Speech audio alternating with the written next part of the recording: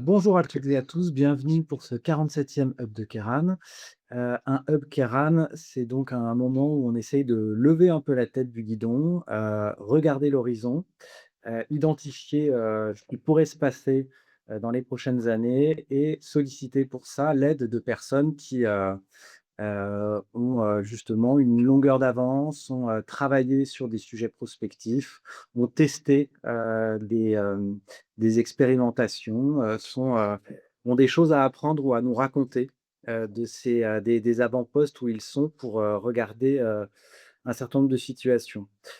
Le sujet qui nous intéresse aujourd'hui, c'est donc autour de l'assurabilité des territoires et on s'est demandé finalement si, qui était encore en mesure d'assurer nos territoires face à la gravité, qui nous touche aujourd'hui. Alors, pour commencer, Marie-Caroline, est-ce que tu peux nous en dire un petit peu plus sur le sujet qui nous réunit aujourd'hui? Eh ben oui, je vais essayer. Donc, Marie-Caroline Turlotte, juste pour me présenter très rapidement, moi je travaille donc avec Yann à la direction générale déléguée à l'innovation et je suis responsable du développement des stratégies territoriales. Pour en venir au sujet qui nous intéresse, à l'origine, l'assurance en fait était la conséquence finalement d'un risque qui était aléatoire. La question qu'on a commencé à se poser, c'est, beh, qu'en est-il lorsque l'aléa devient certain ou quasi certain? Que l'hypothèse de la survenance d'un épisode fait plus vraiment de doute. Depuis quelque temps, on a constaté, vous verrez, nos intervenants développeront un petit peu ce sujet, une, multiplication, une intensification, à la fois, des épisodes de catastrophes naturelles, mais également, du montant des dégâts associés à ces épisodes, à tel point que le modèle assurantiel semble remis en question. Finalement, on en est venu à se dire: «Est-ce que cette crise, pour nous, doit pas être interprétée comme un signal?» C'est-à-dire que lorsqu'un territoire devient difficile à assurer, c'est peut-être le signe qu'il devient difficile aussi à habiter, à aménager ou même, qu'il devient difficile d'y financer des projets. En tirant un petit peu ce fil, finalement, on en vient à se poser la question de: «Est-ce que cette crise de l'assurance qui nous interpelle, ne nous dit pas quelque chose sur aussi la manière que collectivement nous avons eu, de fabriquer les territoires?» Heu, Est-ce qu'il existe un chemin alternatif pour le modèle, dans nos modèles d'aménagement? On peut avoir finalement le sentiment d'un système qui est assez paradoxal. C'est-à-dire que la solidarité nationale intervient après les catastrophes, mais quand il faut financer les transformations de fait, sur les territoires, je veux dire par là, ralentir les écoulements, restaurer des milieux, adapter des infrastructures et cetera, les collectivités qui sont nos clients se retrouvent généralement en première ligne. Et aujourd'hui, finalement, qui est-ce qui porte les coûts, du coût de ce changement de modèle? On voit bien que si, réparer, après une catastrophe reste largement mutualisé et ça, Alice Robinet nous l'exposera, transformer les territoires pour les rendre plus résilients repose finalement beaucoup plus sur les maîtres d'ouvrage et sur les collectivités. Heu, pour échapper à ce paradoxe et c'est un peu le fil qu'on va essayer de tirer, au fur et à mesure de ce hub, on se dit qu'il faut peut-être sortir, mais peut-être même sans doute, sortir d'une logique où chacun intervient séparément. C'est-à-dire l'assureur après le sinistre, la collectivité sur les questions de prévention, sur les questions d'aménagement, l'aménageur sur le projet et cetera. Heu et qu'au final, ce qui se joue ici, c'est pas uniquement l'avenir de l'assurance, c'est aussi notre capacité collective à continuer à rendre les territoires moins vulnérables, habitables, finançables et vivables. Pour ce faire, on a invité donc 3 intervenants, auxquels je vais laisser la parole successivement et qui vont, essayer de nous aider à répondre, à ces questions. Notre première intervenante donc Alice Robinet. Bonjour à tous. Donc effectivement, moi je suis donc chef de projet au commissariat à la stratégie et au plan. On mène des travaux à la fois d'évaluation des politiques publiques et de, prospective, voilà sur, différents sujets de politique publique dont les questions environnementales. Et donc, on a, publié il y a, quasiment, 1 an pile, un rapport donc sur la mutualisation des risques climatiques et c'est de ça dont je vais vous parler, tout de suite. Voilà et donc pour préciser, nous notre prisme on reflète absolument pas La vision du gouvernement, on a notre autonomie, ce rapport-là, il s'inscrit dans le cadre d'une autosaisine, voilà, des experts, internes au commissariat et on s'est entouré, d'un ensemble, d'experts, d'un groupe de réflexion pour, heu, pour, heu, pour arriver à ce rapport. Effectivement, ça a été dit en introduction, mais voilà, l'intensification des risques climatiques est déjà, visible. On a plusieurs exemples marquants, depuis les enfin des dernières années. On peut citer la tempête Alex, les, épisodes de grêle, intenses, notamment, en 2022, des inondations répétées, dans le Pas-de-Calais. Hem plusieurs cas de sécheresse, intenses et des dommages donc sur les bâtiments via le retrait gonflement des argiles. Et ce qu'on sait, c'est que, bah, ces dommages aux bâtiments, aux infrastructures, aux biens en général peuvent être parfois, conséquents. Rien que par exemple pour la sécheresse de 2022, le coût de la sinistralité s'est élevé à plus de 3 milliards d'euros. Et d'ailleurs, on peut constater, déjà que, le coût moyen de la sinistralité, entre, 2019 et 2023 a déjà significativement augmenté depuis, 40 ans puisqu'il est 10 à 20 supérieur à la sinistralité, moyenne, depuis les 40 dernières années. Et donc si on s'intéresse, aux conséquences, futures du changement climatique, bah, déjà ce qu'on peut en dire, c'est que tous les territoires, que ce soit, de la France, enfin du territoire hexagonal et des outre-mer, sont touchés. Voilà, ils sont plus ou moins, sensibles et exposés à certains risques, mais tout le monde est touché.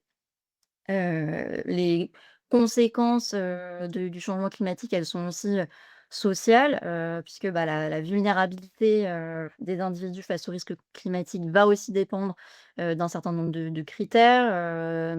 On peut voilà, je vais pas rentrer dans le détail, on pourra en parler plus tard, mais par exemple, les classes moyennes qui vivent dans des maisons individuelles sont particulièrement exposées au risque de retrait gonflement des argiles. Voilà, on pourrait citer, d'autres exemples.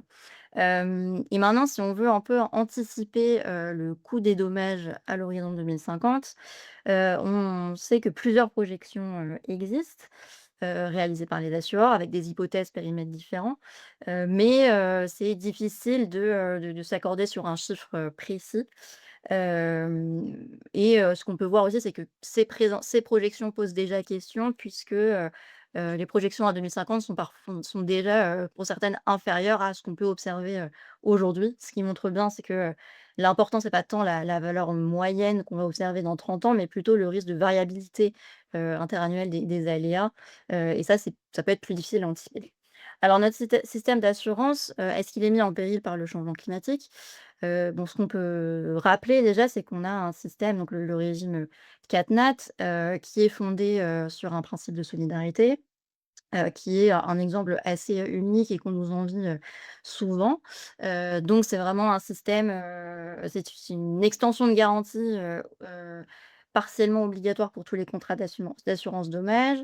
Il s'applique à un auquel s'applique un taux de surprime unique et avec, une garantie, de l'État pour, les dommages directs dits, non assurables causés par un événement d'intensité, anormale. On a également un autre type de garantie qui existe pour les risques climatiques, qui est la garantie tempête, grêle, neige, qui là fonctionne selon une logique, purement, privée et il n'y a pas de réassurance de l'État. Hem, on a, donc ce système s'est montré relativement protecteur jusqu'à aujourd'hui. Le taux de couverture, est plutôt très élevé.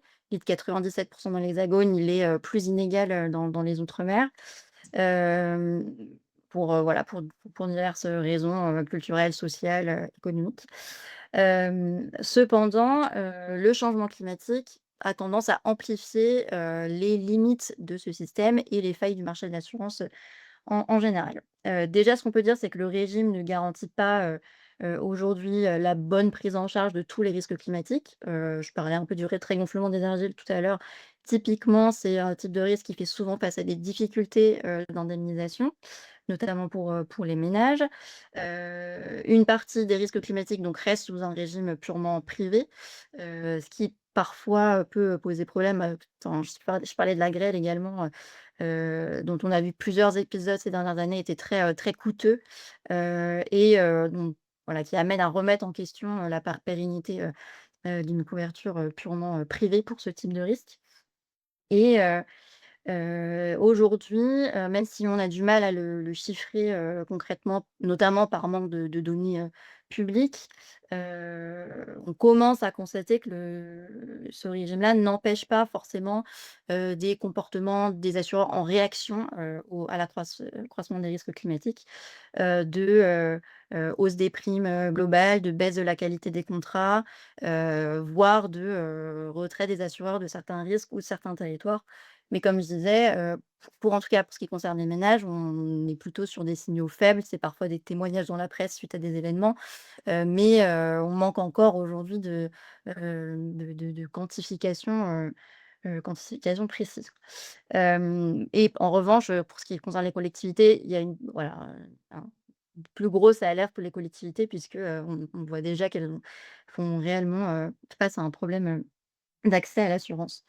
Et par ailleurs, on a une politique de prévention, voilà, sans rentrer dans le détail, qui est structurée, en France, mais inégale selon les risques et les territoires, et qui est essentiellement basée sur des observations, passées, là où on aurait besoin de plutôt se projeter vers les risques, vers l'anticipation des risques futurs.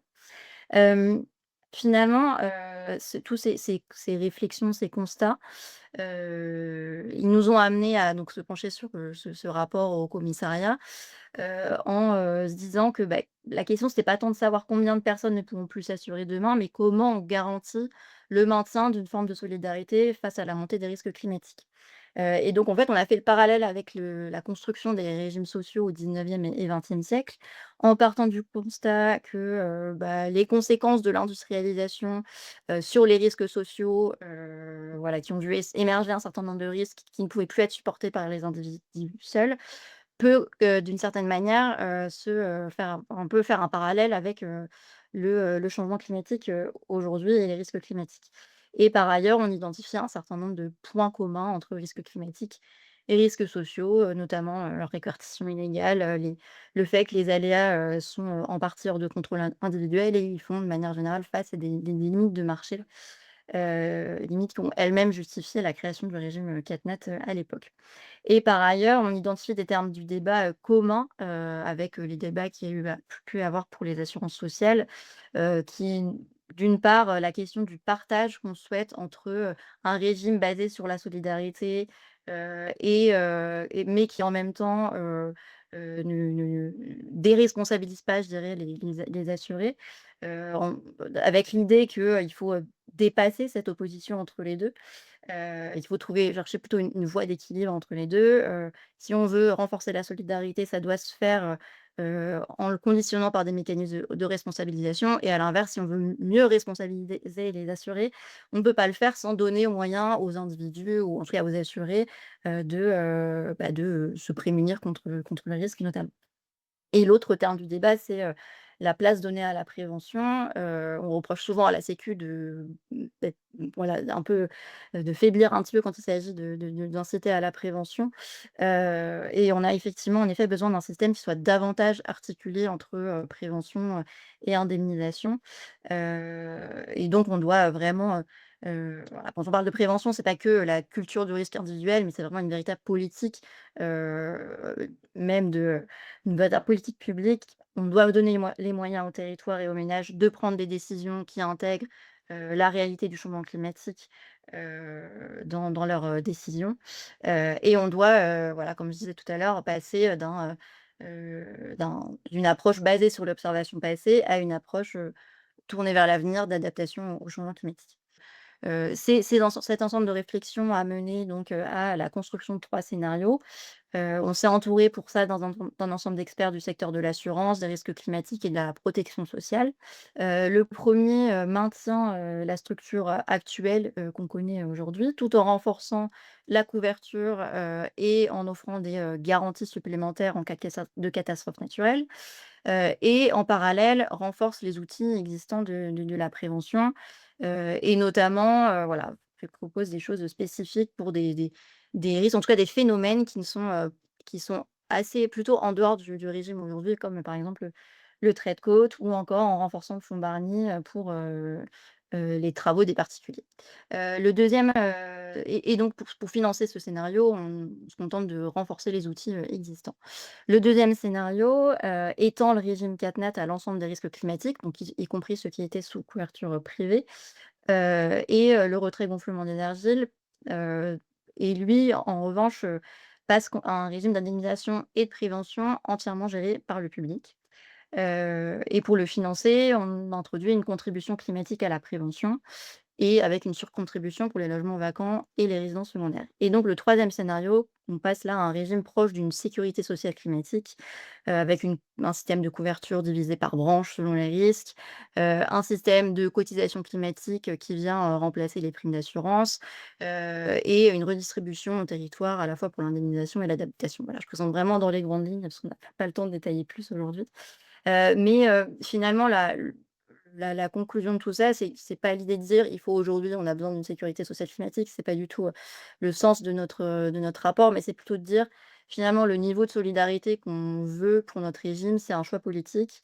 Il dépend en partie de l'évolution des risques climatiques, à l'avenir». Et l'idée, c'est pas du tout de changer de régime, complètement aujourd'hui, mais de poser les termes du débat et de poser le plus d'options possibles dès aujourd'hui. Voilà, désolée, j'ai un Merci petit peu beaucoup. dépassé le temps. Merci beaucoup Alice Robinet, c'est très clair. Merci d'avoir, aussi fait cet effort de synthèse parce que c'est vrai que c'est un rapport qui est très riche et qui est très fouillé. D'ailleurs, j'invite toutes celles et ceux que ça intéresse à aller le consulter puisqu'il est en accès libre sur le site du Haut Commissariat à la stratégie et au plan. On a proposé donc de ponctuer ces interventions par des petits contrepoints, en sollicitant, l'avis, de collègues de Kéran qui vont, nous dire comment est-ce que le sujet, résonne, chez nous. Donc bonjour, moi je suis Jérémy Lemaire et je suis responsable des sujets milieux aquatiques et prévention des inondations. Et j'interviens également auprès des collectivités, notamment sur tout ce qui est ouvrage de protection contre les inondations, donc système d'endiguement, qui est donc un des outils des autorités GEMAPI pour assurer ces missions de protection contre les inondations. Moi, je vais rebondir sur ce qui a été dit, notamment sur une forme un peu de paradoxe, entre la démarche mise en œuvre par les autorités GEMAPI et la lecture qui en est faite ensuite par les assurances. Donc l'autorité GEMAPI, hein, pour rappel, c'est celle qui intervient sur cette mission de protection contre les inondations et qui a donc plusieurs missions, avec des missions donc de gestion, de surveillance, des systèmes d'endiguement, qui va produire et qui va en tout cas, solliciter les bureaux d'études comme le nôtre pour réaliser des études de danger. Donc qualifier en fait, la dangerosité des ouvrages ou en tout cas leur sûreté par rapport à un risque inondation, donc qui est en plus en augmentation. C'est l'autorité qui va mobiliser des équipes en période de crue ou de tempête sur le littoral et donc leur métier, enfin en tout cas leur mission, consiste à éviter et à réduire les sinistres, donc protéger les habitants, protéger les entreprises, protéger les domaines agricoles et cetera, les différentes infrastructures et donc, avec en plus une notion de responsabilité juridique. Donc elle intervient en fait directement sur, l'objet même des indemnisations que les assureurs auraient, à couvrir derrière en cas d'événement. Là où c'est paradoxal et Alice Robinet l'a bien dit, tout à l'heure justement, c'est que ces acteurs aujourd'hui peinent de plus en plus à trouver, des assurances pour couvrir leurs propres responsabilités. Donc c'est pas un cas, particulier, hein. On a un travail qui a été fait notamment par France Digue là en 2023, donc qui regroupe les gestionnaires de digues et systèmes d'endiguement, donc qui souligne en fait la difficulté pour ces différents gestionnaires à trouver via des modalités d'appel d'offres, via des contrats en fait qui n'arrivent pas à être renouvelés ou via des sujets d'augmentation de primes d'assurance et donc qui se retrouvent de plus en plus en difficulté d'assurance. C'est des sujets qui ont été aussi portés, hein, auprès du gouvernement dans le cadre de ces questions-réponses qui peuvent être faites au Sénat ou à l'Assemblée nationale sur ces sujets, de GEMAPI, on va dire au sens large, auquel le gouvernement a répondu, en tout cas dans un premier temps, assez facilement, de se tourner vers, l'auto-assurance, voilà, qui est une réponse qui est pas forcément très très très efficace. Donc il y a bien la taxe GEMAPI pour couvrir un certain nombre de sujets, mais ça couvre pas forcément l'ensemble du champ, qui peut être assuré. Donc on a d'un côté une autorité GEMAPI qui met tout en œuvre pour, réduire le risque et qui investit en fait pour réduire le risque, donc avec un investissement qui est lourd, hein, financier, en termes de temps, en termes de tout ça. Et de l'autre côté, les assurances qui ont du mal, en fait, à comprendre que toutes ces missions-là et tous ces sujets-là, en fait, sont mis, pour réduire le risque et du coup, vont plutôt dans leur sens et qui se heurtent face à une difficulté de lecture parce que c'est vrai que les documents produits sont complexes, la réglementation est complexe et cetera. Et donc moi, la question qui me vient un petit peu sur ce sujet-là, c'est est-ce qu'on pourrait pas changer un peu de démarche et se dire plutôt que d'opposer, les assureurs à l'autorité GEMAPI, est-ce que l'assureur peut pas devenir en fait, un partenaire en fait qui viendrait intervenir, spécifier ses besoins en amont? C'est-à-dire qu'aujourd'hui, on sait s'adapter à beaucoup de besoins réglementaires. Les collectivités sont à même de produire un certain nombre de sujets. Les assureurs seraient probablement opportuns à dire: «Bah, voilà, expliquez-moi un peu mieux ou donnez-moi tel cadre ou donnez-moi tel élément, que je puisse vous aider», parce qu'ils ont le métier d'apprécier le risque, qu'ils puissent intervenir justement pour apprécier le risque et être acteurs, en fait, également de la réduction des risques sur le territoire, plutôt que simplement, laisser une expertise un peu à part, en mode, voilà, dernière étape de l'instruction d'un dossier. C'est très clair. Merci beaucoup, Jérémy. Alors, pour te répondre, mais un peu en décalé, on va donner la parole à Stanislas Lucien. Bah, tout d'abord, en préambule, merci pour cette invitation. Merci à l'ensemble de l'équipe. Effectivement, vous l'avez dit, DG de la commune de Vanves, j'insiste, elle est dans la première couronne parisienne. Elle fait un petit kilomètre carré et je le souligne pas par hasard puisque quand on parle de collectivité territoriale, il faut pas oublier de parler territoire et précédemment DG d'une interco qui elle était, à l'inverse, 80 kilomètres de long par 20 kilomètres de large en plein milieu rural avec, la Seine au milieu, donc quelques éléments Gemapi à gérer et on gère pas Gemapi, de la même manière lorsqu'on est en territoire rural avec les moyens d'un territoire rural et en territoire, urbain avec la métropole du Grand Paris pour soutien et je pense que ça, c'est un des éléments, importants, à avoir en tête lorsque, effectivement on raisonne sur le sujet, de ce soir.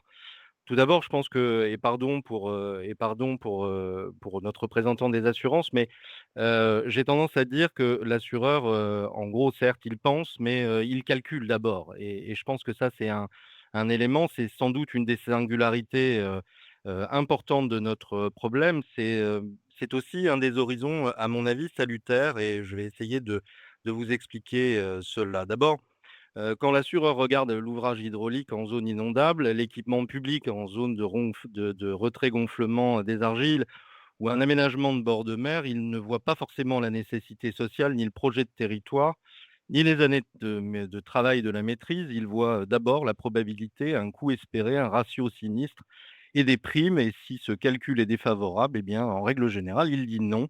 Un risque qui n'est plus un risque, ça devient un fait, et donc on n'assure pas un fait.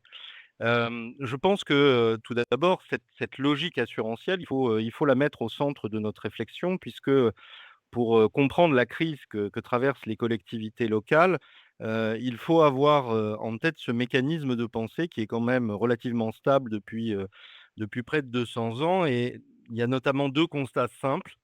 Hem On ne connaît pas l'avenir ou en tout cas on a du mal à effectivement, l'évaluer et notre deuxième particularité, c'est d'arriver, à passer, d'une notion individuelle à une notion, collectif, sachant que pour que le système tienne, il nous faut des données fiables, des risques, aléatoires, mais aussi indépendants. Comme j'ai pu le dire, un risque certain est inassurable, puisque, il serait alors, évidemment, ruineux et puis, dans tout ça, il nous faut un équilibre économique et l'assureur évidemment gagne sa vie, il est, d'abord et avant tout un opérateur privé et tout ça, je pense qu'il faut, là aussi qu'on l'ait, ensemble en tête pour comprendre un peu cette, mécanique et au-delà, du risque effectivement, climatique, on a aussi un risque qui porte sur le secteur de l'assurance en tant que tel et notamment en direction des collectivités locales.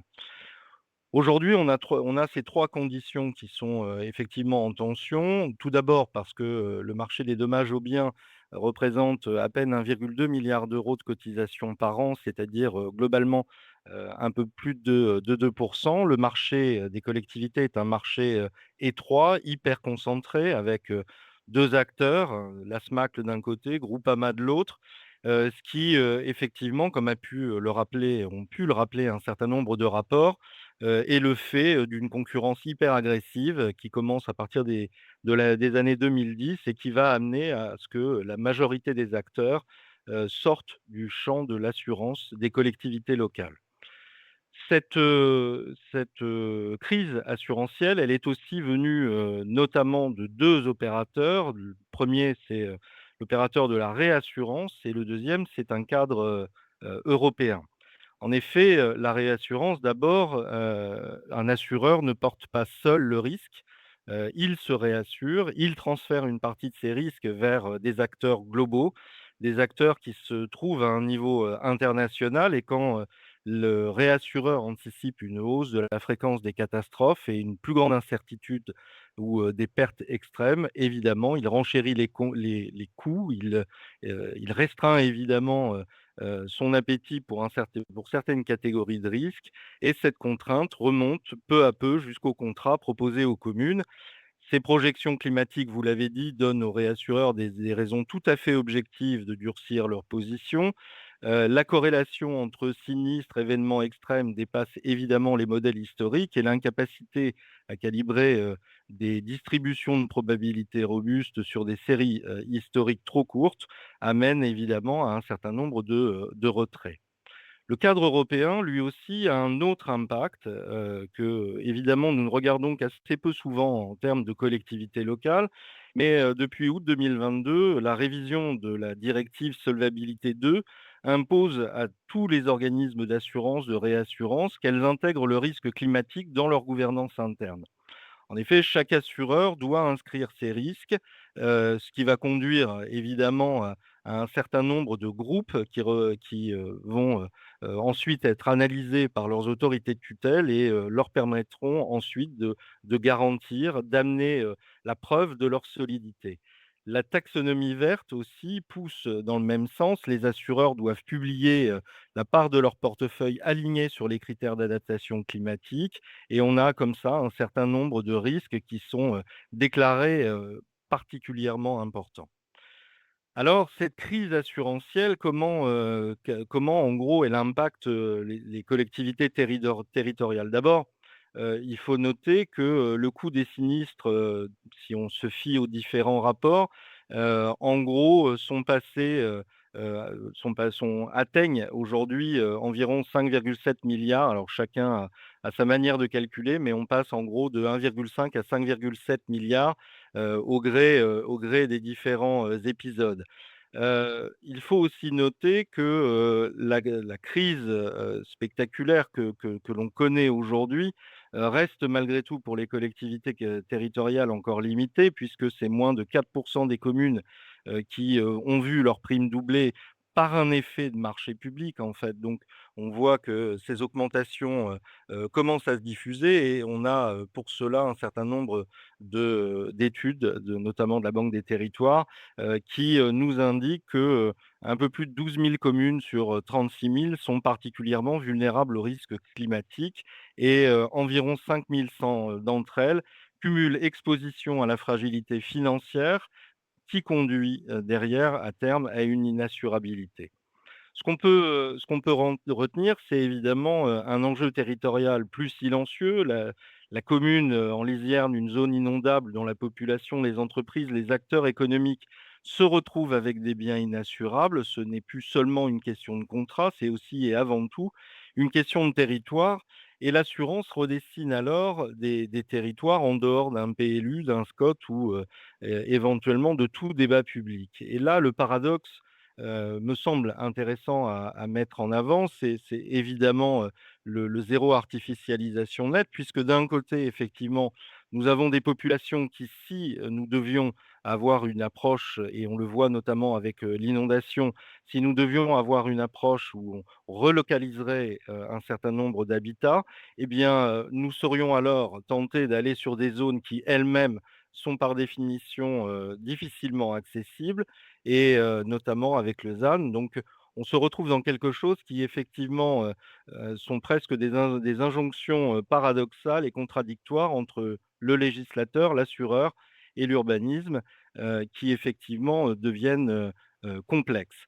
La zone grise en question, c'est celle de la responsabilité qui effectivement se redéploie tranquillement sur la maîtrise d'œuvre, sur l'élu local en règle générale, et effectivement avec des ouvrages qui sont conçus de longue date avec en plus une particularité, c'est que nombre d'entre eux arrivent soit en limite de capacité, soit en limite d'âge, et donc avec des coûts que le dispositif Gemapi effectivement ne couvre pas, puisque le nombre, le volume et le dimensionnement des ouvrages et les taxes et les recettes de taxes sur les territoires qui sont en règle générale des territoires ruraux, sont complètement décorrélés, et on se retrouve avec effectivement quelque chose d'assez complexe à gérer. Alors, nous avons essayé en essayant de croiser d'une part les travaux qui ont été réalisés par le SNDGCT, le syndicat national des directeurs généraux de collectivités territoriales, qui a mené réflexion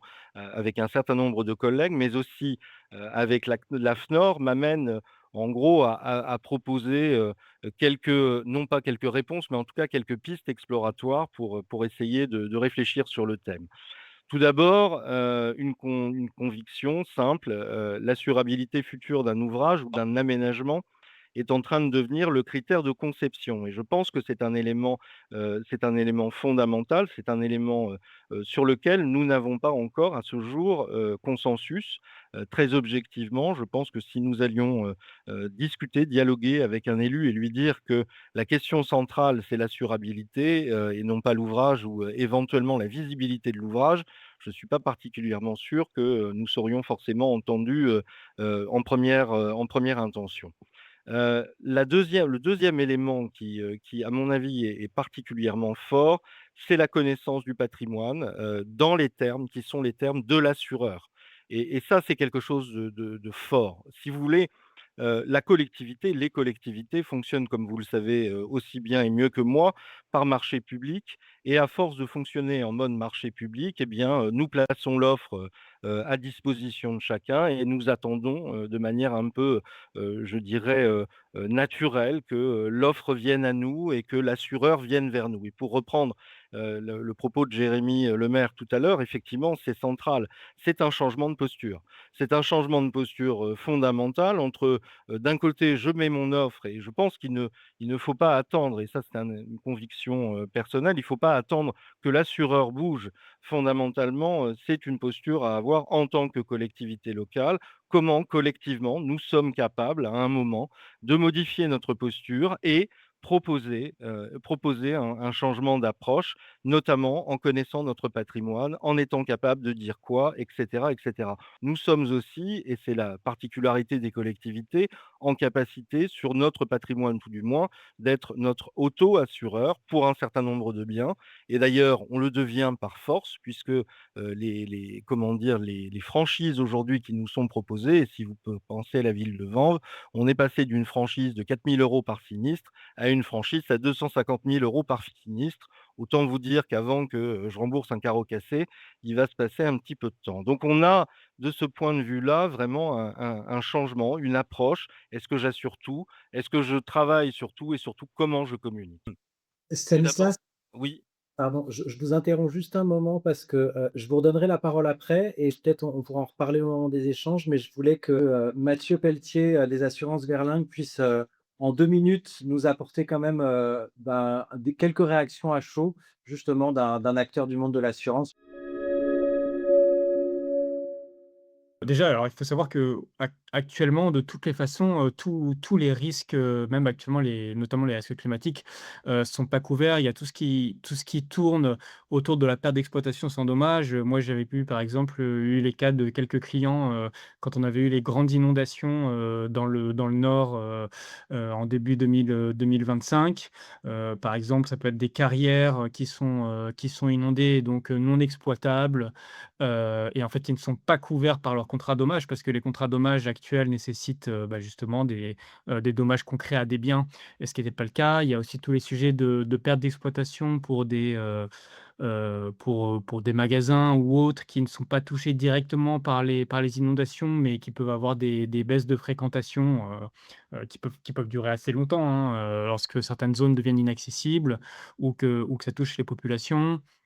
Il y a aussi, les sujets de la grêle qui, historiquement sont quand même, assez mal couverts, sur lesquels les assureurs se sont, assez fortement désengagés, maintenant il y a assez longtemps parce qu'en fait, c'est des risques qu'ils ont beaucoup de mal à modéliser, qu'ils maîtrisent très mal. Alors j'y reviendrai juste après justement sur le point de qu'est-ce qui fait que les assureurs, se désengagent des risques. Il y a l'agriculture aussi, pour lequel, alors, qui est actuellement couverte, mais il y a un vrai sujet là-dessus, où le coût de l'assurance peut être, enfin, oui, oui, qui sont des activités qui sont forcément très, très, très sensibles, aux aléas climatiques, avec, des niveaux de marge qui peuvent être assez faibles, et donc, très, très sensibles aussi au coût de l'assurance. L'autre point aussi qui me semblait intéressant de rappeler, c'était que, comme ça avait été dit dans la première partie, par Alice, certes, il y a en effet le fonds CatNat qui mutualise les risques, mais il faut pas oublier que malgré ce fonds CatNat-là, les assureurs conservent tout de même une partie des risques CatNat, parce qu'il y a un mécanisme, de répartition des rôles. Alors après, il y a des plafonds de la répartition des rô de l'intervention entre les assureurs et le fonds CatNat, mais qui fait quand même que donc les assureurs conservent une partie de ce risque CatNat, et c'est cette partie qui conserve qui va les pousser dans un certain nombre de cas à vouloir éviter certaines zones géographiques, certains types de risques, ou faire monter les prix. Donc ça, faut aussi, bien l'avoir en tête, et mon dernier point, c'était, sur, l'inassurabilité liée à la certitude du risque. Heu, moi, j'ai tendance à penser que même si on arrive dans un monde où les risques on va vouloir dire que les risques deviennent certains, mais, il y aura toujours de l'incertitude liée à, combien de fois dans l'année ça va se produire, combien ça va coûter. Et de ce point de vue-là, je pense que c'est pas d pour moi, c'est pas ça qui va faire que les assureurs, vont se retirer de ça. À contrario, si je compare, on a des risques justement très incertains, sur lesquels les assureurs, se sont retirés. Nous, un des secteurs, chez Verlingue, sur lequel on a beaucoup de mal à couvrir, c'est tout ce qui est transport, public de marchandises ou de voyageurs, sur justement ceux qui sont des activités sur lesquelles on peut avoir des sinistres très forts. Enfin, par exemple, un bus qui a un accident et qui coûte très cher, et ça, en l'occurrence, c'est des activités sur lesquelles, maintenant on a très peu d'assureurs qui se positionnent. Donc, pour moi, le problème, vient pas tant de la certitude du risque, qu'ensuite, la capacité des assureurs quand même à maîtriser le risque, à le modéliser correctement, et forcément avec le changement climatique, qu'on a, parfois le risque évolue plus vite que ce que les assureurs arrivent à modéliser, à actualiser dans leur modèle, et ça pose, vraiment problème. Et donc après, l'attitude qu'on peut voir du côté des assureurs, c'est ce qu'on a vu ces dernières années. On a vu des problèmes d'assurabilité, plutôt sur les risques, qui a beaucoup touché les risques à forte probabilité d'incendie, où là, en effet, les assureurs ont tendance à, mettre en place, à faire monter fortement les franchises, les prix, ou voire à se retirer d'un certain type de risque. Donc en tout cas, c'est des comportements des assureurs qu'on a déjà vus donc par le passé, et en effet qui vont certainement se reproduire. Si, alors, il y a toujours, une question de concurrence, d'accessibilité des capitaux, de la part des assureurs qui fait qu'il et d'exigence de rentabilité qui fait qu'ils se retirent, ou pas des risques. Donc voilà, en tout cas, ma conclusion, c'est qu'il y a en tout cas beaucoup de travaux à mener et ce qui a été évoqué jusqu'ici, va dans le bon sens pour faire en sorte que l'assurabilité, enfin que les assureurs restent impliqués de manière, pérenne, sur ces risques-là. Mais de mon point de vue, l'alignement d'intérêts entre l'ensemble des acteurs est quand même, le point crucial, qui fera que ça pourra perdurer. Merci beaucoup pour ces compléments importants et puis qui font bien le lien du coup avec notre nouvel intervenant, Lucas Dodge. Bonsoir, merci beaucoup d'être avec nous. Vous allez vous présenter aussi, mais quand je dis que ça fait bien le lien, c'était par rapport à l'articulation finalement entre la solidité financière et environnementale et le titre de votre livre blanc. Peut-on assurer un monde qui s'effondre? Et donc mettre en relation finalement la robustesse ou le manque de vulnérabilité en tout cas, avec, la solidité financière finalement, des actifs, dont on peut disposer. Alors moi, je m'appelle Lucas Dodge, je suis, un des 3 cofondateurs, de Sinon Virgule en charge de la pratique stratégie et anticipation. Sinon Virgule, c'est un bureau d'études doublé d'un cabinet de conseil qui accompagne en gros les organisations à prendre acte des bascules de notre époque, qu'elles soient d'ordre environnemental, géopolitique, social, culturel et à anticiper, des véritables ruptures autour d'un statu quo et pour faire ça, on publie des études et on accompagne aussi, par du conseil. Notre première étude qui avait été publiée en 2023, elle s'appelait effectivement «Peut-on assurer un monde qui s'effondre?» Une étude qui était, qui était soutenue par, Maïf, Massif, la Caisse des dépôts, CNP Assurance et on avait pu discuter avec une, trentaine d'acteurs du secteur pour documenter, un certain nombre de limites, du modèle assurantiel face, aux enjeux environnementaux. Le titre, au-delà d'être un brin provocateur, parler d'effondrement, en fait, a été, assez consciemment choisi. Je pense qu'aujourd'hui, et du coup, je vais peut-être aussi, prendre cette place-là dans le débat parce que, j'ai l'impression qu'on parle de: «Est-ce qu'on peut assurer?» comme si, voilà, c'était une petite crise en plus à ajouter. Non, on parle vraiment on vit une époque de changement de régime, hein, climatique, et je pense que, parler de crise, c'est supposer un possible retour à l'état initial, alors qu'aujourd'hui, on devrait parler de bascule. Alors effondrement, évidemment, c'était le mot pour interpeller, mais parlons, de bascule, je pense que c'est plus adapté. Et donc, c'est pas une crise, c'est un changement de régime et c'est pas, que l'assurabilité qui est en question, c'est bien l'habitabilité, de certains territoires.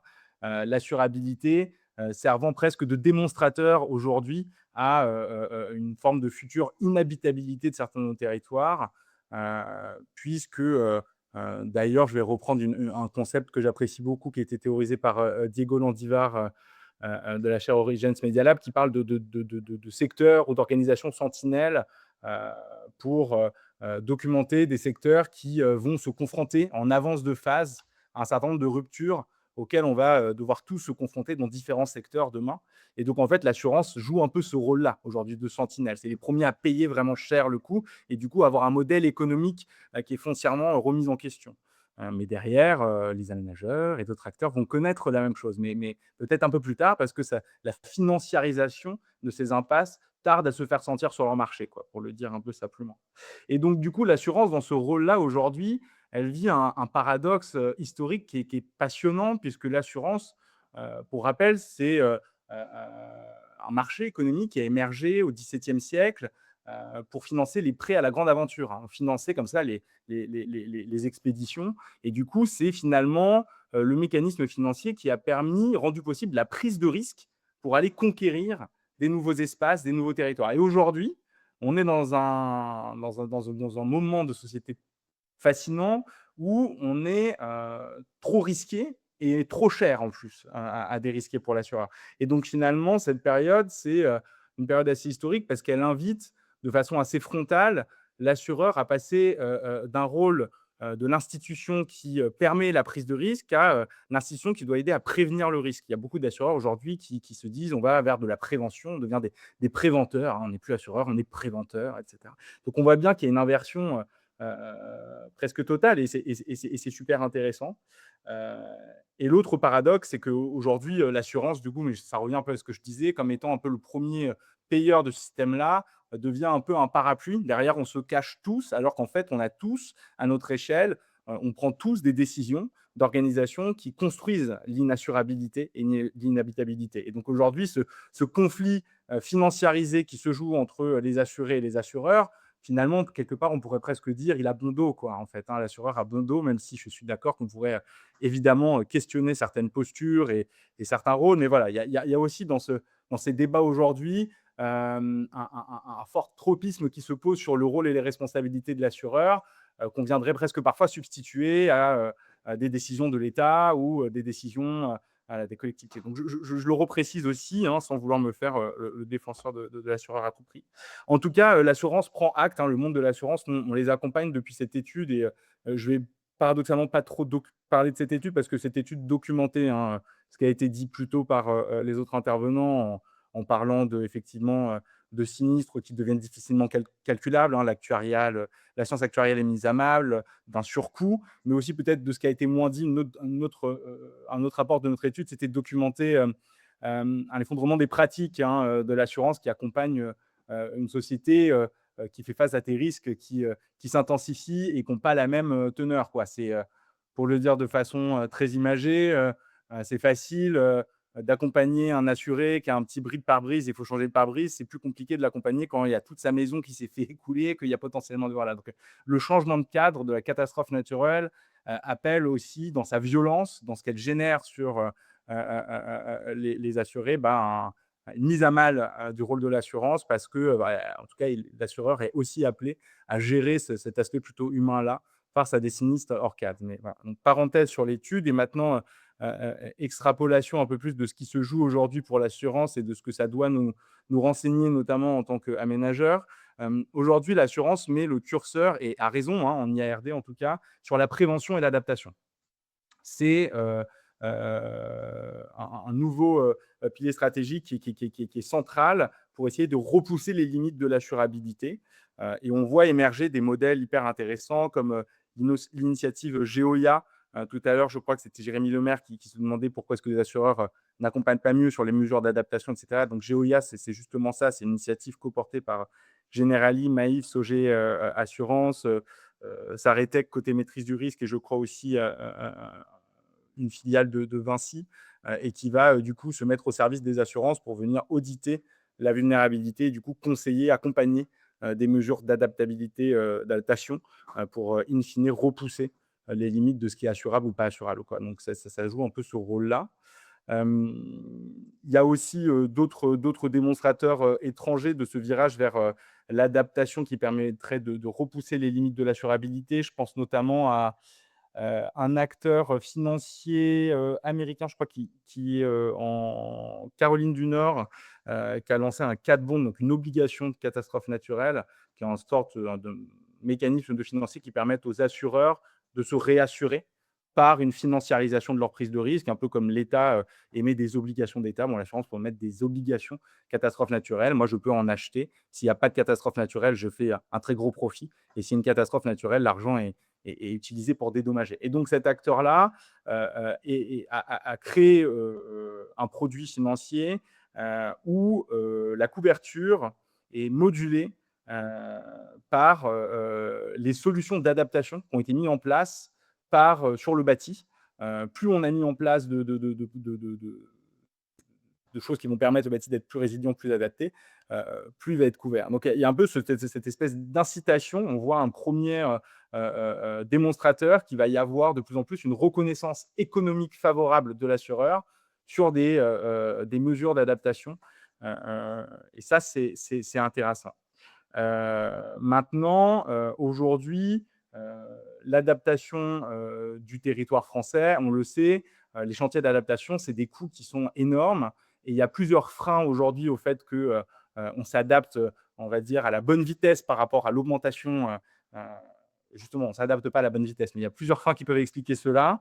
Le premier problème, c'est le concept un peu du freerider. Aujourd'hui, l'adaptation, c'est des chantiers qui sont à coût heu, c'est des personnes très très définies qui vont porter le coup et le bénéfice est diffus. Donc il y a un peu ce truc de pourquoi est-ce que j'investis pour, l'adaptation de mon territoire, sachant que ça va en profiter aux autres et cetera. Donc il y a un peu ce concept de pourquoi j'y vais seul et puis, le 2e, c'est qu'aujourd'hui l'adaptation, c'est, encore trop souvent campé dans le champ de l'investissement. Voilà, on le fait, c'est un coût, mais il n'y a pas de bénéfice à le faire et donc les exemples que je présentais, avant sur notamment cette CAT-bond qui rémunère les chantiers d'adaptation, nous laissent percevoir un «et si demain», par,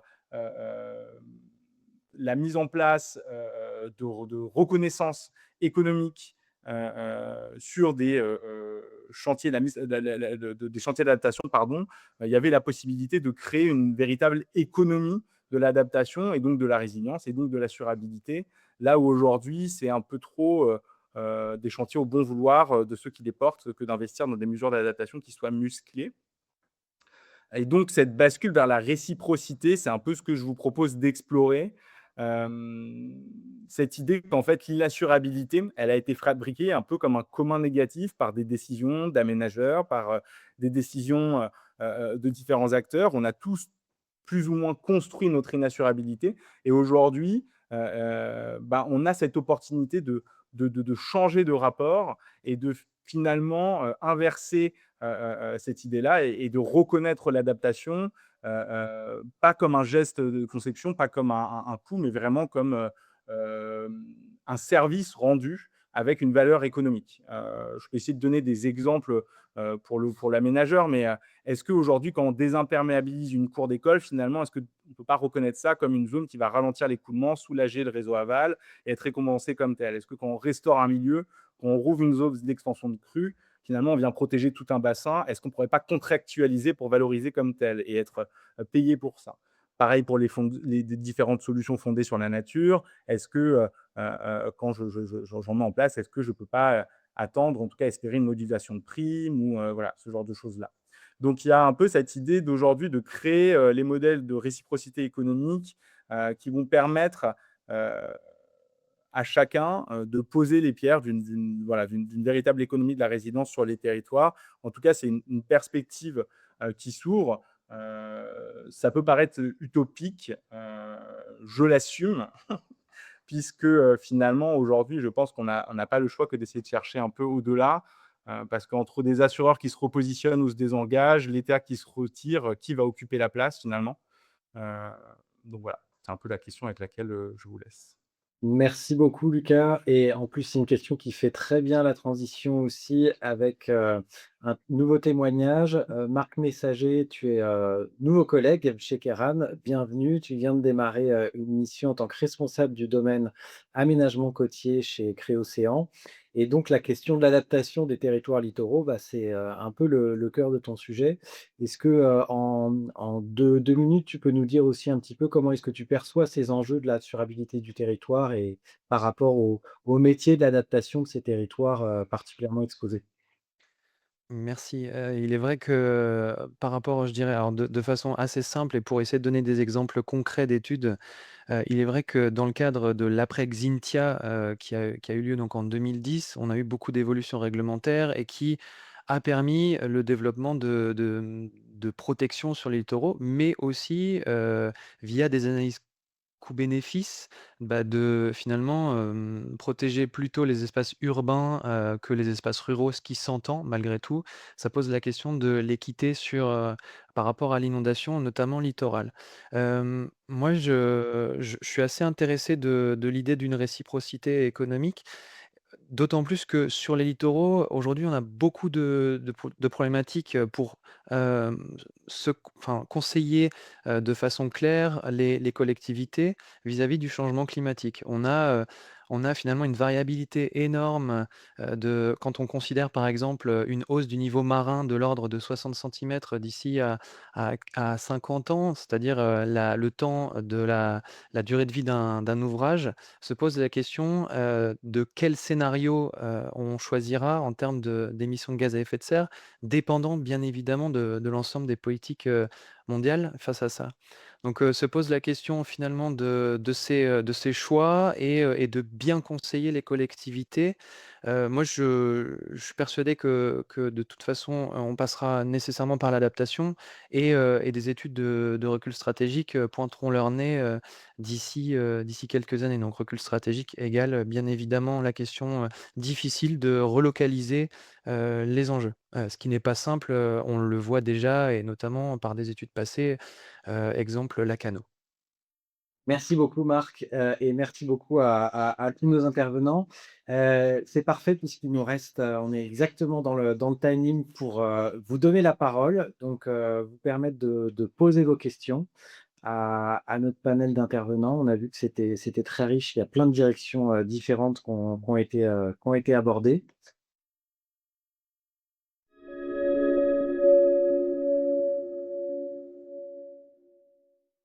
Bonjour à tous. Moi, c'est surtout la dernière intervention de Lucas Deutsch qui m'a intéressée, c'est sur le financement de l'adaptation. Et à un moment, il y a quelque chose qui m'a fait tilt par rapport au certificat, de biodiversité et le fait que financer justement l'adaptation, ça pouvait être aussi le fait de financer des solutions qui vont permettre l'adaptation et on voit bien sur ces aspects, ces nouveaux dispositifs avec soit les, SNCRR, soit avec justement les certificats que les assureurs et les banquiers ou les fonds associés à ces structures sont très intéressés et du coup, moi, je me demande si c'est pas justement dans son contexte d'adaptation, de prévention, de restauration et de renaturation, où il y aurait pas une petite carte à jouer. Alors après, ça n'a pas forcément à voir avec l'assurance stricto sensus, mais c'est le fait qu'en prévenant, en anticipant, en s'adaptant, quelque part, on prévient le risque. Enfin, je vois bien, dans le nord, toutes les inondations par rapport à tout le risque autour de l'activité agricole, le fait d'avoir des sols qui sont, mieux structurés et cetera, sans tout à fait être la solution miracle, ça rassure des assureurs quelque part. Donc voilà, je trouvais ça très intéressant et le dispositif des crédits biodiversité ou des certificats de biodiversité ou tous les dispositifs plus ou moins associés, ça pourrait être aussi intéressant. Donc je ne sais pas si vous mettiez là-dedans ces dispositifs-là, mais moi ça m'a fait tilt en termes de liens et de relations. Voilà.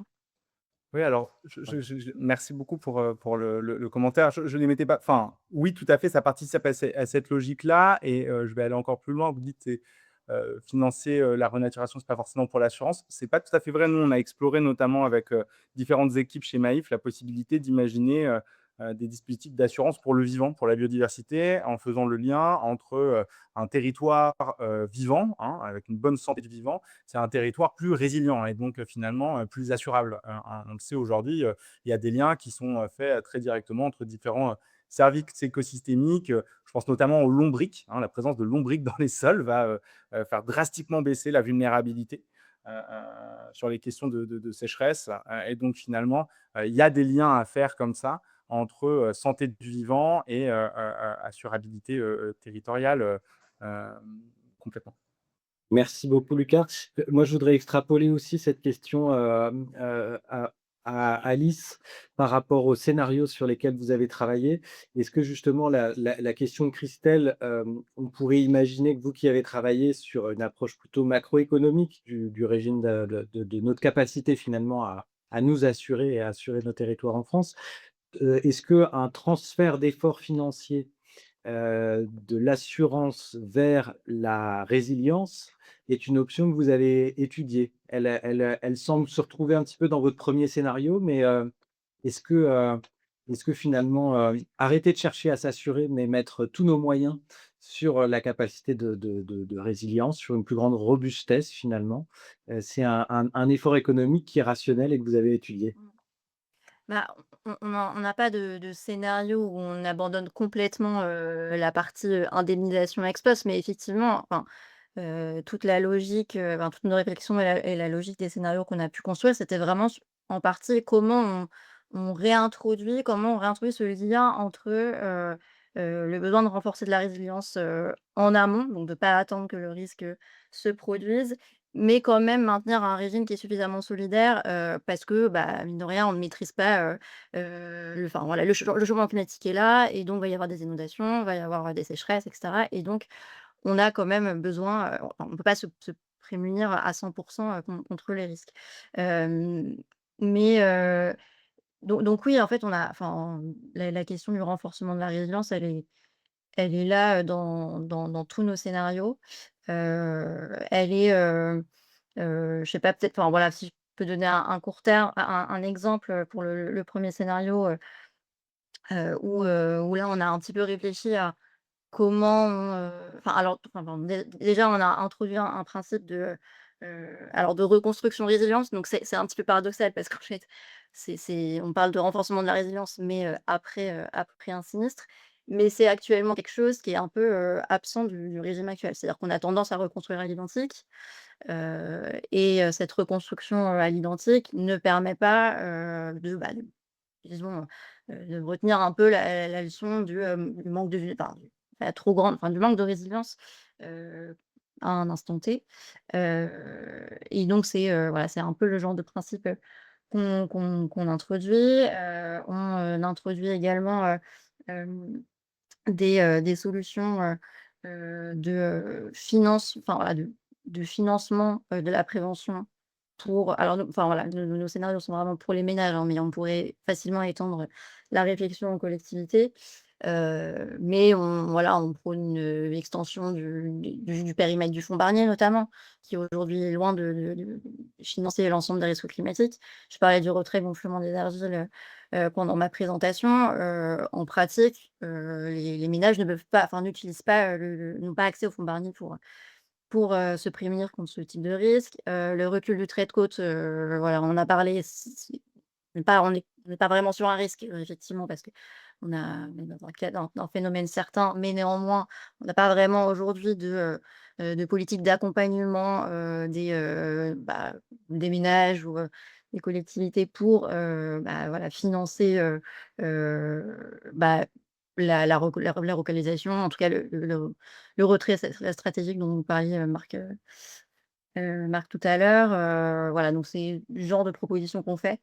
Mais voilà, on n'arrive jamais à un schéma où on abandonne complètement l'assurance. C'est plus qui va prendre en charge, les dommages quand il y en a? C'est plus ça le sens de nos scénarios, en fait. Est-ce que c'est l'État ou Oui, pas? Ou les acteurs privés? c'est ce qu'on a bien compris, ouais. Moi, Merci beaucoup, Alice. Oui? peut-être en complément, moi j'avais une autre question toujours pour Alice. Dans vos scénarios, vous abordez, la question de mise en place de cotisations climatiques. Est-ce qu'on peut imaginer ou est-ce que ça fait partie des réflexions que vous avez poursuivies, d'avoir un système de, finalement, bonus-malus dans la caractérisation des différents espaces qui intégrerait justement, une forme de bonus pour les territoires qui ont mis en place, des mesures de prévention ou des mesures d'adaptation et une forme de malus pour les territoires qui ne l'auraient pas fait? Effectivement, c'est pas forcément des choses qui sont proposées dans nos scénarios. En fait, quand on réfléchit à la question du bonus-malus, déjà pour moi, il y a une question, il faut s'interroger déjà sur la bonne échelle du territoire où on impliquerait, ce bonus ou ce malus. Est-ce que c'est les communes? Est-ce que c'est les interco? Enfin voilà, c'est déjà une 1re question qu'on peut se poser.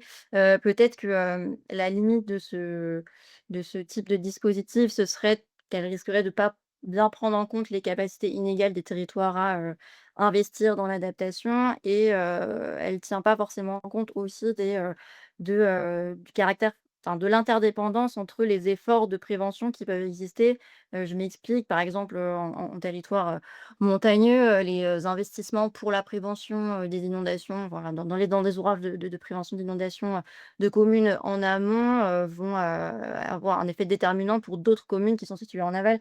Donc en fait, juste pour dire, voilà, qu'il y a un effet un peu, d'interdépendance et donc des communes qui vont être amenées à peut-être moins, investir dans la prévention, se retrouveraient, peut-être attribuées dans un malus alors qu'en réalité, elles dépendent de l'effort d'autres communes et il nous semble, en tout cas, c'est un peu ce qu'on essaye de développer dans nos scénarios, que, ce qu'il faudrait, c'est plutôt envisager un système enfin, renforcer, en fait, la solidarité et des principes de péréquation entre les territoires, plutôt que, un système de bonus-malus, individuel qui pourrait peut-être, plus renforcer une espèce peut-être de compétition entre qui investit le plus, dans la prévention.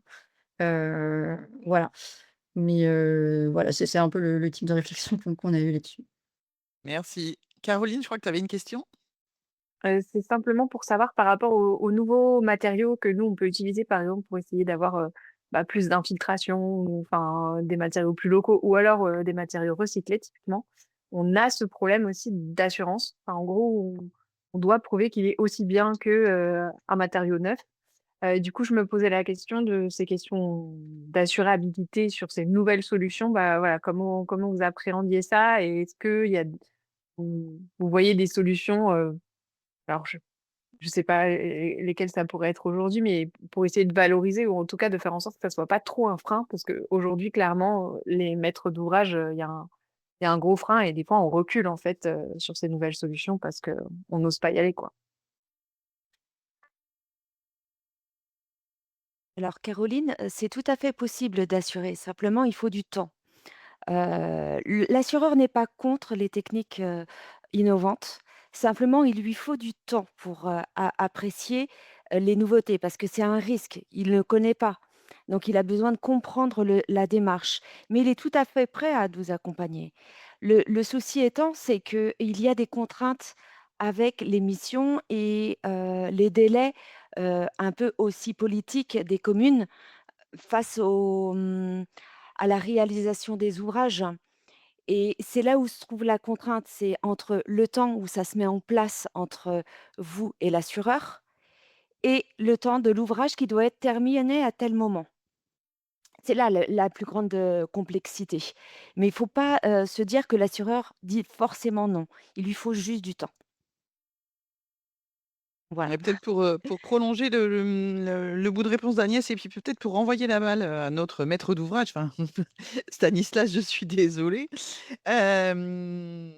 Tout à l'heure, vous avez indiqué dans votre intervention, le fait qu'aujourd'hui, la responsabilité, en fait, est en train de glisser sur les élus locaux et sur les maîtres d'œuvre, et que l'assurabilité future, allait devenir un critère de conception.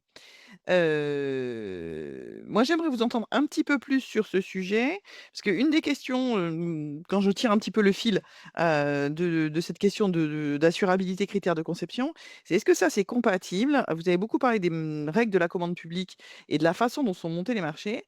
Aujourd'hui, nous, on est, tout à fait, volontaires et la question de Caroline, témoigne aussi du fait qu'on cherche à être dans l'innovation et cetera, mais on est quand même assez verrouillé par, et des procédures de consultation et des calendriers, de réalisation où, la question, notamment du calendrier politique, des délais, nous semble assez peu compatible avec ces itérations dont parlait Agnès et avec des démarches d'innovation en général. C'est vaste comme question. Délai politique, bah, il a échappé à personne qu'on vit en démocratie et qu'en règle générale, on est sur les calendriers politiques des personnes qui ont été élues. Donc par définition, effectivement, ça nous contraint à avoir certes des démarches qui sont en pluriannuel, mais avec des délais qui sont, évidemment contraints. Et puis, j'oserais ajouter à ça que pour faire un ouvrage aujourd'hui, il y a très peu de chances que vous n'ayez qu'un seul financeur, c'est-à-dire la collectivité. Et si vous regardez tous les contrats de financement, ils ont une deadline. D'ailleurs, en règle générale, on se tourne vers vous, en tant qu'AMO pour, bien vérifier qu'on va être dans la deadline et donc pousser même, lorsqu'on est en phase chantier, de façon à ce qu'on ait bien les DGD à la bonne date parce que sinon on passe à côté de nos subventions. Et moi, je permettrai juste un petit détail, mais qui me paraît quand même avoir, son importance pour essayer de vous répondre. Déjà, le premier, c'est que si on globalise toutes les primes d'assurance, de toutes les collectivités locales, on arrive, péniblement à 500 millions d'euros par an. 500 millions d'euros par an, c'est largement pas assez pour, en gros, répondre à l'enjeu. Donc évidemment, la question, du financement par l'assureur est un élément, mais ça reste malgré tout un élément supplétif. Après, sur la question de savoir si on peut, ensemble, travailler sur, de la solidarité, territoriale. Alors, sans aucun doute, à travers l'impôt sur le revenu, mais après, ça devient, quand même un petit peu plus, difficile puisque la solidarité, elle est déjà organisée à travers les dotations globales de fonctionnement et tous ces éléments financiers aujourd'hui pèsent au vu des enjeux et donc après arrive la question de dire: «Est-ce qu'on peut, échapper, au code des marchés publics?» Oui, on peut, il y a un certain nombre de mesures qui le permettent, sur lesquelles évidemment, il vous aura pas échappé que, la maîtrise d'ouvrage est en règle générale assez, voilà, assez prudente, mais pour des raisons qui sont d'ordre de responsabilité, hein, tout simplement, puisque je vous ai dit qu'on était très souvent face à un ordre de paradoxal, c'est-à-dire d'un côté innover, faites, et puis de l'autre côté la réalité de la collectivité. Alors encore une fois, avec des inégalités évidentes, hein, entre, un territoire à 10 millions d'habitants et puis un territoire à 20 000 habitants perdu, dans un environnement rural. Et donc ces réalités-là, bah, c'est pas les mêmes équipes, c'est pas les mêmes «capacités» entre guillemets parfois, à prendre ce risque, mais même à assumer le risque, économique qui pourrait être lié, à un échec, sur un ouvrage. Donc c'est quelque chose qui encore une fois, est important. Donc est-ce qu'on intègre aujourd'hui ces éléments? Bah, je pense que oui, on les intègre et il a échappé à personne qu'il y a encore quelques années, on faisait gentiment des bassins, décennaux et qu'aujourd'hui, on est plutôt sur des bassins, en crue centennale, voire millénale.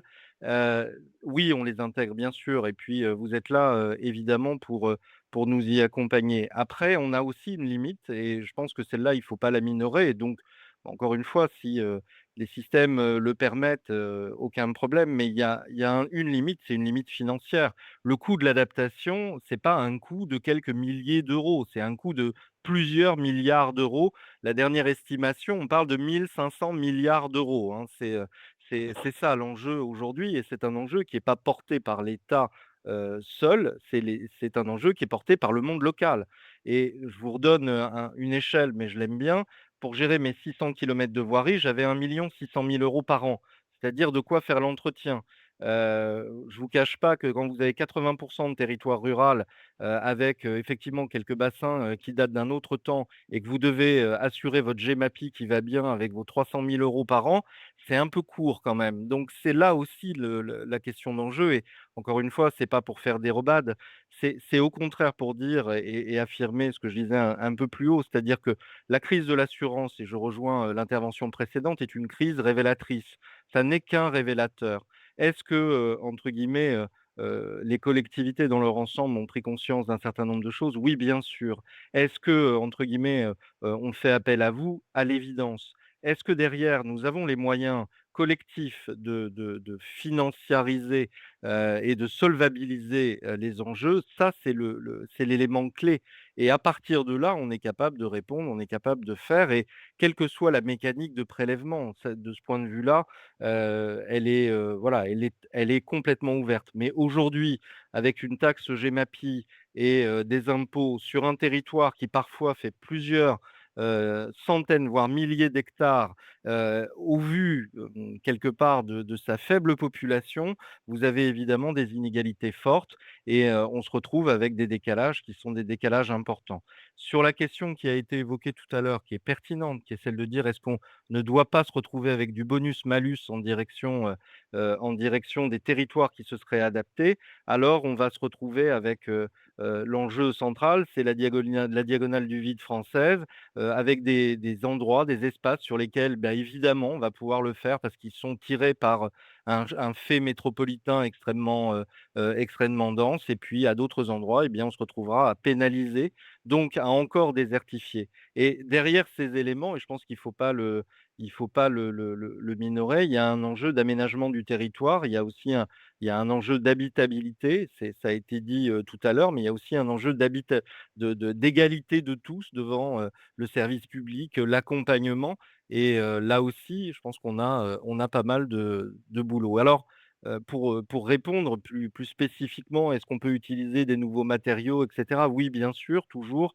Est-ce que derrière, on est prêt à prendre le risque, eu égard au coût des ouvrages, eu égard aussi, au coût, y compris médiatique, lorsqu'une collectivité échoue, sur, telle ou telle, mise en œuvre de telle ou telle solution, un peu innovante? Vous comprendrez aussi qu'à un moment, entre un contrôle d'une chambre régionale des comptes, le contrôle du citoyen et il est toujours le bienvenu, le contrôle d'une chambre régionale des comptes et il est aussi exigeant. À un moment, la nature a aussi horreur du risque et donc, comme l'assureur, hein, on essaye d'atteindre une cible et d'essayer de le faire de la manière la plus sécurisée possible dans des environnements qui sont quand même des environnements, en mobilité, en mutation et sur lesquels il y a, évidemment pas grand-chose de stabilisé. Alors, on est dans un temps où, évidemment, Edgar Morin, n'est plus là, mais il s'agit quand même d'arriver à gérer la complexité et on voit bien que là, pour le coup, le niveau du territoire, l'élu à portée de baffe, eh bien, il a en face de lui des gens qui viennent le voir en disant: Je ne sais pas, j'ai les pieds dans l'eau. Vous avez, le petit cours d'eau d'à côté qui a débordé ou le fossé qui a pris et là, vous gérez en proximité ces sujets donc évidemment, ils ne nous échappent pas. La question, c'est comment on arrive à les mener, à faire en sorte de gérer, un rehaussement de digue, à plusieurs millions d'euros avec, plusieurs dizaines d'intervenants et le tout à des vitesses qui sont compatibles avec les vitesses de variation, mais aussi aux attendus, d'une population. C'est ça aujourd'hui, le un des nœuds du problème et de ce que l'on vient d'échanger ensemble. Je pense qu'il y a des solutions, il y a des pistes, mais on voit bien qu'on est qu'au début de l'aventure. Bon, merci beaucoup Stanislas. Est-ce qu'il y avait d'autres questions? Marie-Caroline, tu avais toi de ton côté? Bah, j'avais peut-être une dernière question, mais je vois qu'on est à peu près arrivé à la fin du temps Et ça sera la imparti. dernière alors. Qui était peut-être plutôt une question, pour, enfin une question interne, mais qui était plutôt une question pour Agnès.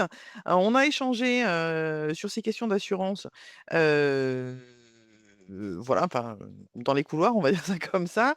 Et j'aurais aimé peut-être que tu partages, c'est pas vraiment une question d'ailleurs, mais j'aurais aimé que tu partages le fait que, nous-mêmes, nous avions un problème d'assurance de notre propre responsabilité, dans la conception d'un certain nombre d'ouvrages qui, nous a amenés à nous poser la question, du maintien ou pas, de certaines prestations au regard du risque qu'on prenait. Est-ce que tu pourrais peut-être un peu développer de façon plus précise ce que je viens de Oui, oui, oui, c'est vrai qu'on est dans des métiers où on demande d'innover pour répondre à des enjeux, écologiques et économiques et techniques. Et pourtant, bah, les ingénieurs, proposent une solution nouvelle d'infrastructure pour les entreprises, mais elle se heurte, comme on a pu le dire, à plusieurs points, notamment les exigences assurantielles, des collectivités. Par exemple, on se heurte des fois sur des demandes, avec des montants de garantie énormes, avec des ajouts de garantie, tels que la garantie Insolidium ou, la garantie de l'erreur, sans désordre. Donc tout ça, c'est beaucoup de demandes à faire à l'assureur et pas forcément avec la possibilité d'obtenir, ces exigences assurantielles. On a, comme je l'ai pu le dire aussi, des exigences temporelles, des délais de réalisation des missions et les plannings politiques, qui sont souvent incompatibles, avec le temps nécessaire à la sécurisation et à la mise en œuvre des solutions innovantes. Et aussi un troisième point, aux difficultés de s'assurer. Hem pour certains types, parce que nous sommes principalement sur ce qu'on appelle des ouvrages non soumis et c'est l'assureur qui le porte et qui n'est pas porté par, le réassureur et avec les exigences aussi européennes, tout ça, fait que c'est une complexité pour l'assureur de devoir nous accompagner ou s'il nous accompagne, notamment pour les techniques non courantes, ça peut prendre du temps et c'est vrai que des fois, il me semble important que la responsabilité de l'ouvrage, la construction, la conception, ne soit pas uniquement du côté, des entreprises. Parce que c'est à nous de se dire, soit on doit soit renoncer à l'innovation ou soit assumer seule la responsabilité en cas d'un problème et donc là, on parle de risque de management et on est en plein dedans. Comment avec autant d'exigences, on va accepter ou non d'aller, vers des infrastructures, durables et rapides à livrer. Voilà. Merci beaucoup Agnès pour ce témoignage. Merci donc, encore à Alice Robinet, Stanislas Lucienne et puis à l'ensemble, à vous toutes et tous qui suivez nos hubs fidèlement. Bonne soirée à toutes et à tous.